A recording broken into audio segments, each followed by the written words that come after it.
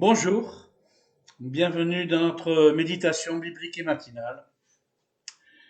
Il arrive que les sujets soient très variables d'un intervenant à l'autre tous les matins, mais vraisemblablement chacun poursuit une idée, un chemin. Le mien, c'est à commencer en volet triptyque, une première fois par une méditation sur le partage, ensuite un deuxième volet sur le don, et aujourd'hui, le troisième volet sur le service. Le service.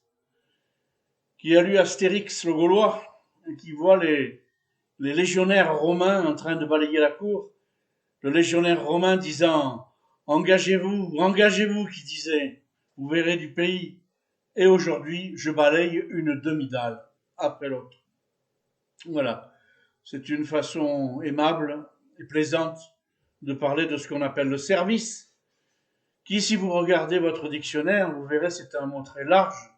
Il a une vingtaine d'acceptions, une vingtaine.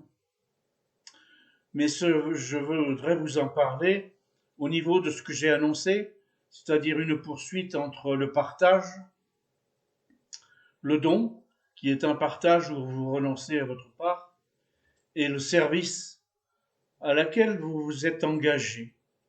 Parce que un des maîtres mots du service, c'est l'engagement. Ce n'est pas un simple service comme on peut se le rendre entre voisins à titre de réciprocité. Ce n'est pas forcément un travail si c'est un service qui n'est pas rémunéré.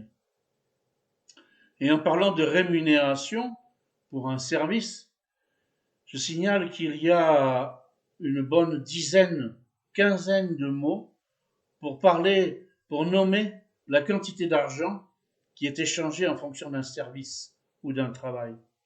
Vous avez salaire, vous avez paie, rétribution, gage, traitement, honoraire, solde, émolument, dividende, gratification, défraiement. Pour tout ça, il s'agit d'un échange d'argent en échange d'un service. Au moment où la Bible raconte l'histoire de l'Église au Nouveau Testament, les besoins de la confrontation entre la réalité et l'idéal divin vont vite se faire sentir. On le lit au chapitre 6 du livre des Actes. À cette époque, alors que le nombre des disciples augmentait, les hellénistes murmurèrent contre les Hébreux parce que leurs veuves étaient négligées lors des distributions quotidiennes. Les 12 convoquèrent l'ensemble des disciples et dirent « Il ne convient pas que nous délaissions la parole de Dieu pour servir aux tables.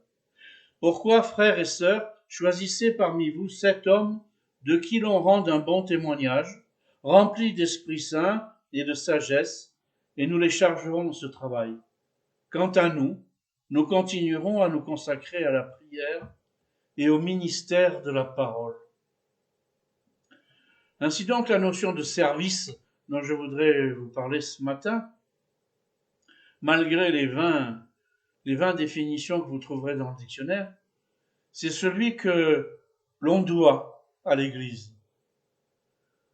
L'Église a quand même beaucoup plus besoin de disciples et de serviteurs que de croyants. Une blague pas toujours amusante parle de ceux qui viennent faire chauffer les bancs. Non, il s'agit de participer à l'œuvre de Dieu. Il s'agit d'offrir un service en fonction des dons qui vous ont été accordés par Dieu, et ces dons, vous les mettez au service de la parole.